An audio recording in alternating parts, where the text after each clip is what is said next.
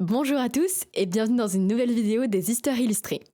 Alors, je sais que ça fait 1 an, mais au lieu de vous sortir toutes mes plus belles excuses qui prendraient toute la vidéo, nous allons tout de suite enchaîner avec une nouvelle vidéo sur la déesse Aphrodite.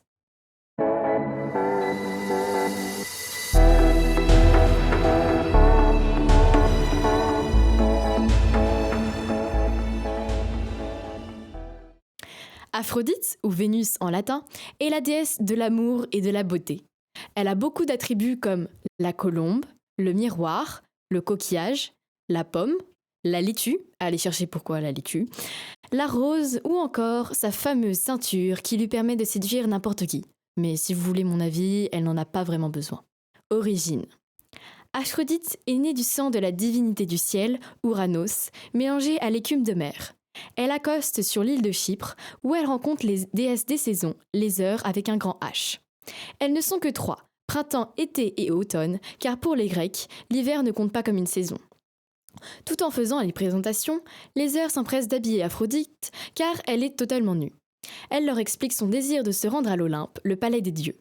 Malgré leur jalousie face à la beauté de la déesse, printemps, été et automne la part des plus beaux bijoux et ornements et la coiffe de la plus belle des coiffures. Pas d'exagération, les heures sont les stylistes les plus renommés de la Grèce et tiennent une agence de mannequinat. C'est faux. Et voilà donc notre petite Aphrodite qui part vers le palais des dieux. Mais lorsqu'elle arrive, c'est la catastrophe. Les déesses la dévisagent et la jalousent pendant que les dieux se jettent à ses pieds, la suppliant de l'épouser. Ouais, même Poséidon qui n'a clairement plus Amphitrite en tête, voir ma présente vidéo, et tous les autres dieux déjà mariés comme Zeus. D'ailleurs, la femme de ce dernier, Héra, est outrée par la scène qui se déroule. Elle, la déesse du mariage, ne peut laisser les siens se déchirer pour une déesse qui vient d'arriver. Elle regarde autour d'elle et remarque son fils Héphaïstos.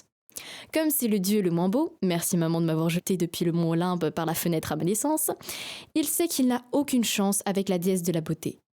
Mais Héra a une idée. Elle s'exclame.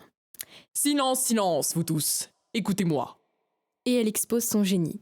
Marier Aphrodite à Héphaïstos, le dieu forgeron, pour qu'elle ait un bon mari fiable et responsable. Athéna, en tant que déesse de la sagesse, et aussi parce qu'elle veut se venger, approuve cette union, et les autres déesses ne tardent pas à en faire de même. Les autres dieux, quant à eux, espèrent qu'Héphaïstos la rendra malheureuse pour qu'il puisse devenir potentiellement l'amant d'Aphrodite. Cette dernière se retrouve donc forcée à épouser un inconnu alors qu'elle venait juste d'arriver et n'a même pas pu choisir son mari. Bienvenue chez les dieux! Aphrodite, en tant que déesse de la beauté et du charme, aimait l'attention qu'on lui prêtait et ne supportait pas qu'on lui vole la vedette. Ainsi, lorsqu'Athéna faisait parler d'elle grâce à ses tapisseries, elle n'apprécia pas du tout. Alors que la foule se pressait autour de la déesse de la sagesse pour la voir en action, Aphrodite déclara haut et fort. « Je suis sûre que ce n'est pas si dur que ça, même moi je pourrais le faire. » Athéna, face à son commentaire, le prit comme un défi. Un conseil, évitez de défier la déesse de la sagesse, de la stratégie et de la guerre. Ça ne peut que mal se terminer pour vous. Elles se lancèrent alors dans la confection d'une tapisserie. Mais alors qu'Athéna terminait en 30 secondes chrono, Aphrodite, sans mêler les pinceaux, ou plutôt les fils, est terminée ficelée comme un saucisson.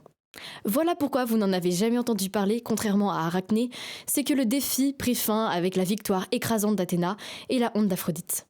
Depuis ce jour-là, elle fit moins la maline. Comme vous pourriez vous en douter, en tant que déesse parfaite de la beauté, Madame Aphrodite ne jugeait que sur l'apparence. Donc comment vous dire que malgré les présents et les attentions les plus sincères qu'Héphaïstos, son mari, lui offrait, elle lui méprisait, il la répugnait.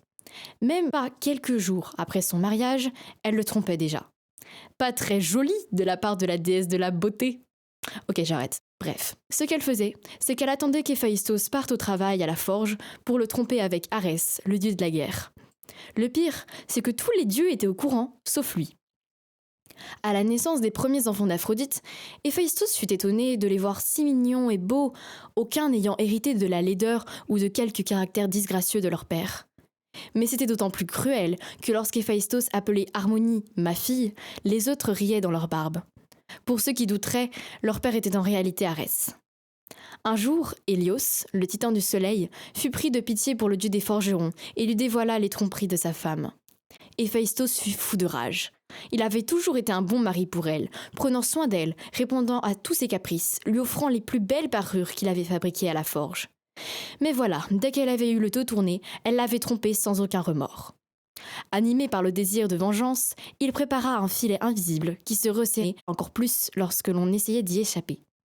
Puis, il l'installa au-dessus du lit, le programmant pour tomber au moindre mouvement.